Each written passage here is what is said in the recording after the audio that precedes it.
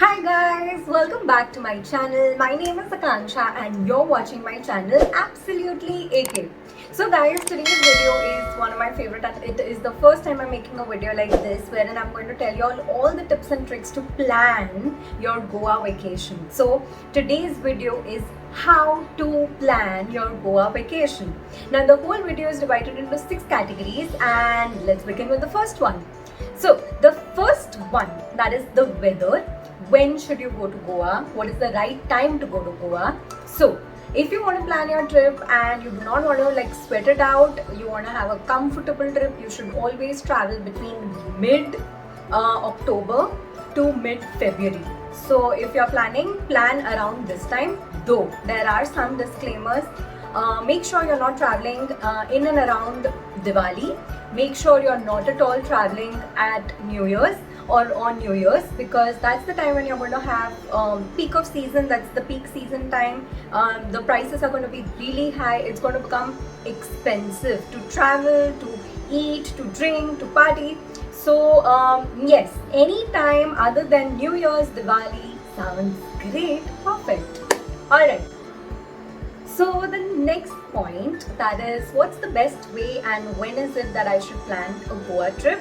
So you should generally plan your trip 2 months in advance so that you can encash on the best deals for hotels, for entries to different places, cabs and flights.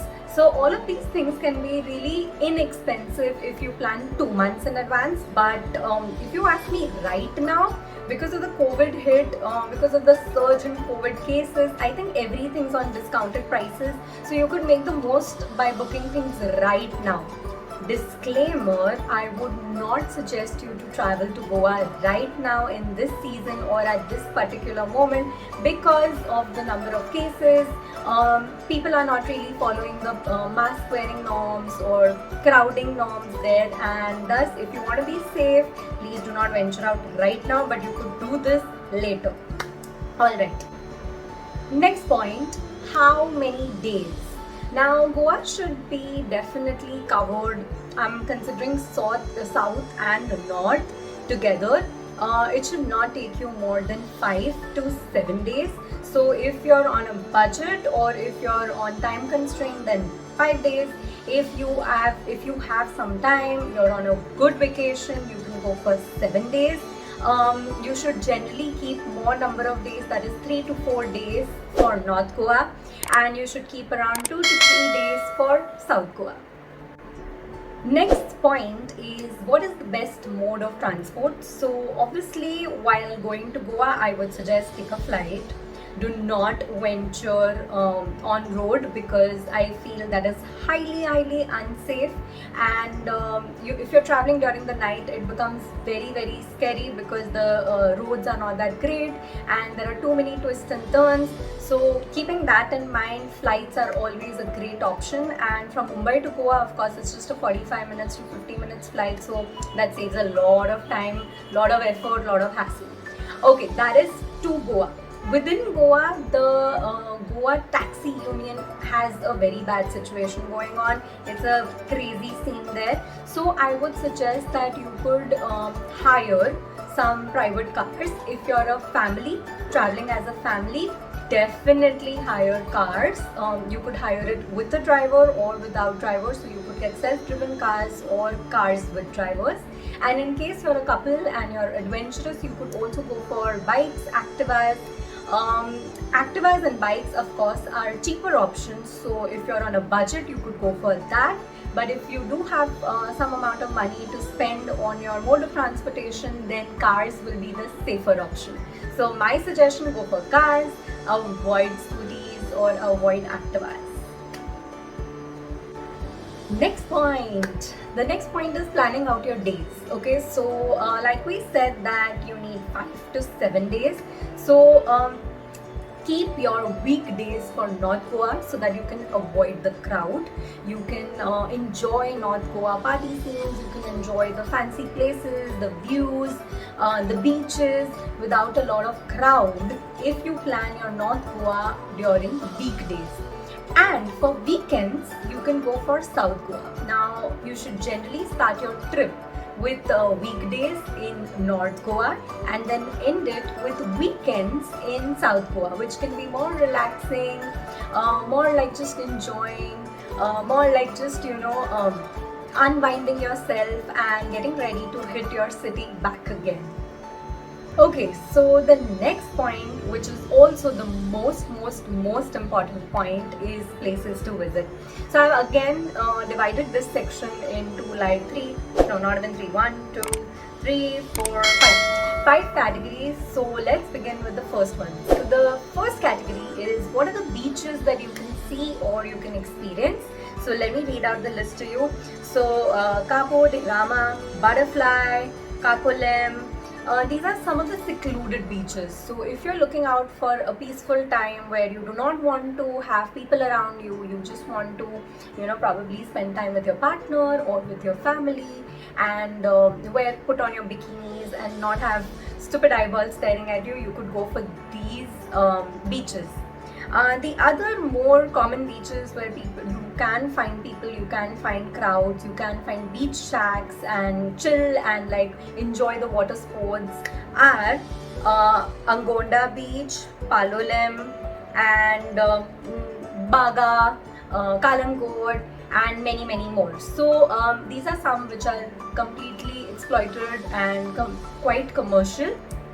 Next thing, what are the party places to go to? So there are some really trending places which are at the moment, everyone wants to go there, everyone wants to see these places. So some of the places are Titli, Toy Beach Club, Las Solas, La Riv, LPK, etc. So next on the list of places that are a must visit is casinos. If you're in Goa and you haven't seen the casinos, then you have missed out on something. Now, personally, I feel like I have seen casinos all around the world, so I do not feel like I need to see it in Goa. But in case you haven't had any experience of going to a casino, Goa is the place.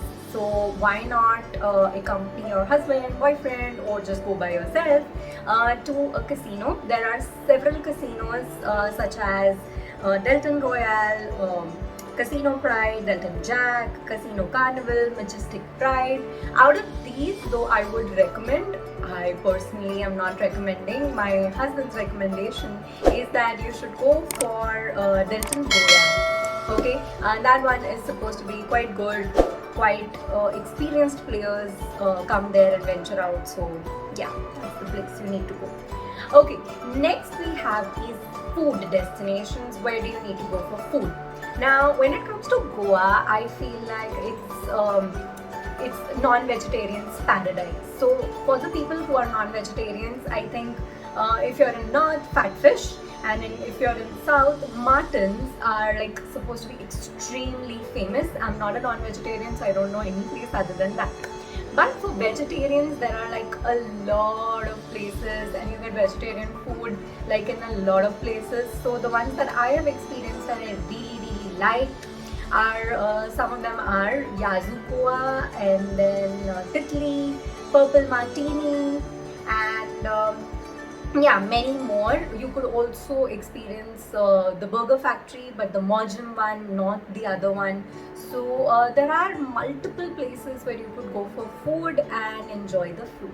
Now, last but not the least is architectural and monumental places. Now, most of the times, if you're a young person, I am sure you would skip this.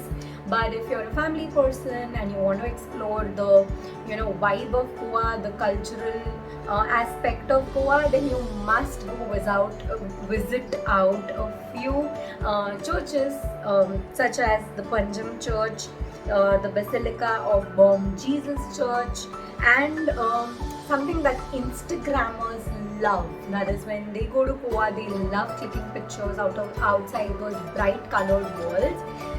This place is called Fountain House Goa, and it truly is a must visit. So this is it, guys. These are some of the points with which you can really make your Goa trip work out in a better, in a more organized manner, and also you can work out things with more information. If you like this video, please do not forget to like, share and subscribe to my channel, and do not forget to hit the bell icon so that you're notified for a video every time I upload one. Till then, see you. Bye bye.